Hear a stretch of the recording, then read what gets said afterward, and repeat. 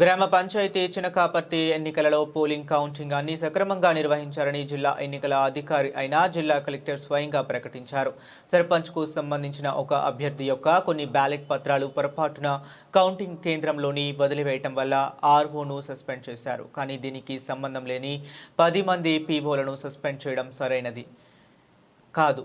వారి యొక్క సస్పెన్షన్ తొలగించి వెంటనే రీఇన్స్టేట్ చేయాలని నల్లగొండ జిల్లా ఉపాధ్యాయ సంఘాల ఐక్యవేదిక కోరింది. ఈ కార్యక్రమంలో సుంకరి భిక్షం గౌడ్, ఎం రాజశేఖర రెడ్డి, పి వెంకులు, ఇరుగు శ్రీరాములు, రామకృష్ణారెడ్డి, కోమటిరెడ్డి నరసింహారెడ్డి, పెరుమాళ్ల Venkatesham, Niranjan Reddy, Edla Saidulu, Narra Shekar Reddy, Nalaparaju Venkanna, Gade Venkatreddy, Chintala Vijay Kumar Reddy, Ganesh retired head master తదితరులు పాల్గొన్నారు.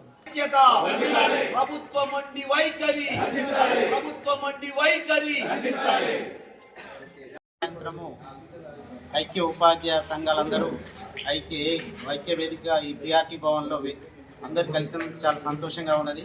ఎందుకంటే నిన్న జరిగినటువంటి సంఘటనలో అందరం కూడా నిన్న జరిగినటువంటి సంఘటన గురించి కలెక్టర్ గారికి పోయినప్పుడు వారు కనీసం మాట్లాడడానికి టైం ఇవ్వకపోవడం బాధాకరం. మరి ముఖ్యంగా జరిగినటువంటి ఇన్సిడెంట్లో ప్రమేయం లేనటువంటి పీఓలందరినీ సస్పెండ్ చేయడం చాలా దారుణం.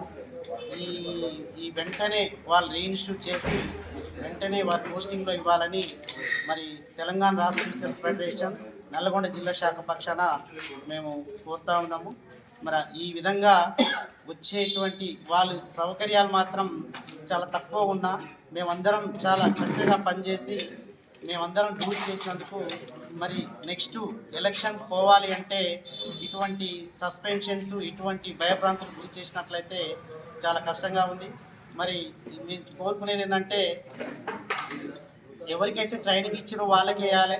ఈ ట్రైనింగ్ ఇవ్వని వాళ్ళు డ్యూటీ పడిన వాళ్ళని కూడా ఇక్కడికి టైం తప్పు ఉన్నదని తీసుకొచ్చి వాళ్ళని సస్పెండ్ చేయడం అయితే దారుణంగా ఉంది.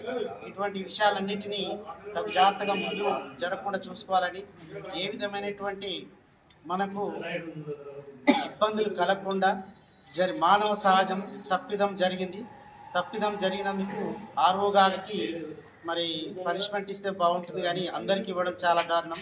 మరి వారి యొక్క చాలా బాధతోటి కుమిలిపోతూ ఉన్నారు. వెంటనే వాళ్ళు రిజిస్టర్ చేయాలని కోరుతున్నాను. నా పేరు నిమ్మలపొడి జనార్దన్, టీఆర్టీఎఫ్ జిల్లా అధ్యక్షుడు. తెలంగాణ ఏర్పడక ముందు కొన్ని ఐక్య ఉద్యమాలు చేసి అనేక సమస్యల్ని సాధించుకున్నాం. నల్లగొండ కేంద్రంగా ఇవాళ అన్ని సంఘాలు ఈరోజు టీఆర్టీ భవన్లో సమావేశాన్ని ప్రెస్ మీట్ పెట్టి సమస్యల్ని మీ దృష్టికి తీసుకురావడం అనేది జరిగిన సంఘటన ఒకటైనప్పటికీ ఈ సమావేశం అనేది రాబోయే ఉద్యమాలకు శ్రీకారం చుట్టేదానికి అవకాశం ఉంటుందనేది ఈ సందర్భంగా తెలియజేస్తున్నాం. మన చిన్నకాపర్తిలో జరిగిన విషయం మన పెద్దలందరూ తెలియజేసారు. దాంట్లో పీఓలకి ఏ విధమైన బాధ్యత లేదు, కానీ అందరినీ బాధ్యులు చేసి 10 మందిని సస్పెండ్ చేసి మేము ఇప్పుడే వెంకుల్ గారు చెప్పారు 130 కిలోమీటర్లు ఎన్నికల విధులలో వెళ్ళినప్పుడు అక్కడ కనీసం మహిళలకు వాళ్ళు స్నానాలు చేసేదానికి కానీ లేకపోతే బాత్రూమ్ల సౌకర్యాలు కూడా లేని గ్రామాలు తండాలు చాలా ఉన్నాయి. మరి ఆ సౌకర్యాలు కల్పించని వాళ్ళని ఏం చేయాలనేది కూడా మరి ఆలోచించాల్సిన అవసరం ఉన్నది. చాలామంది ఆ డబ్బాలని నిద్ర పెట్టుకుని మహిళలే ఆ బస్సుల కాడికి పోయిన సందర్భం ఉన్నది. నాంపల్లి మండల కేంద్రం నుంచి నల్గొండకు నైటు 2 గంటలకు మహిళలు ఆడ కూర్చొని ఇక్కడికి వచ్చేదానికి అవకాశం లేకుండా అనేక మంది ఇబ్బందులు పడ్డ సందర్భాలు ఉన్నాయి. అయినప్పటికీ మా వృత్తిలో ఎలక్షన్ అనేది ఒక భాగం, మా జాబ్లో ఒక భాగం కాబట్టి మేము అన్నీ దిగమింగి ఏర్పాటు చేసుకొని నిన్న అందరం కలిసి గౌరవ కలెక్టర్ గారిని కలిసి సరే మంచిగా ఎన్నికలు జరిపినాము. మేము కూడా వారికి మా సంఘాల తరఫున ధన్యవాదాలు తెలియజేస్తూ, అదేవిధంగా ఈ జరిగిన చిన్న పొరపాటు వల్ల అందరినీ బాధ్యులు చేయొద్దు, వారికి రీఇన్స్టిట్యూట్ చేయాలని పోతే కనీసం మమ్మల్ని రాష్ట్ర బాధ్యులు కూడా వచ్చి ఉన్నప్పటికీ కనీసం మమ్మల్ని లోపలికి రానియని పరిస్థితి ఉన్నది. కాబట్టి ఇప్పటికైనా ఆలోచన చేయాలి. ఉపాధ్యాయులు అనేవాళ్ళు మీ వాళ్ళమే, మీ కింద పనిచేస్తున్నాం. పాఠశాలను నడిపించే దాంట్లో లేకపోతే ఇంకా మిగతా అన్నింటిలో మేమందరం ముందుంటున్నాం. అలాంటివి ఏమన్నా ఉంటే మీరు చేయాలి. సమస్యలన్నీ ఎక్కడికక్కడే మురిగిపోతున్నాయి. మనం ప్రభుత్వం రాగానే కుటుంబ సమగ్ర సర్వే చేసినాం. ఒకరికొకరికి 10,000 రూపాయలు రెన్యుమరేషన్ ఇస్తాన్నారు. ఈ రోజు వరకు దానికి సంబంధించిన ఒక పైస కూడా విడుదల కాని పరిస్థితి ఉన్నది. అంటే దీంతో పాటు డిఏలు పిఆర్సీలు అన్నీ సాధించే దాని కొరకు ఈ ఐక్య కార్యాచరణ అనేది ఉపయోగపడుతుందనేది ఈ సందర్భంగా తెలియజేస్తుంది. Thank you. ఉద్యమాలు జరగాల్సిన సందర్భం వచ్చింది. ఎందుకంటే గవర్నమెంట్ ఏర్పడి 2 సంవత్సరాలు దాటిపోతుంది. ఇంతవరకు మాకు రావాల్సిన పెండింగ్ బిల్స్ కానీ డిఏలు కానీ ఇంకా అట్లే ఉన్నాయి.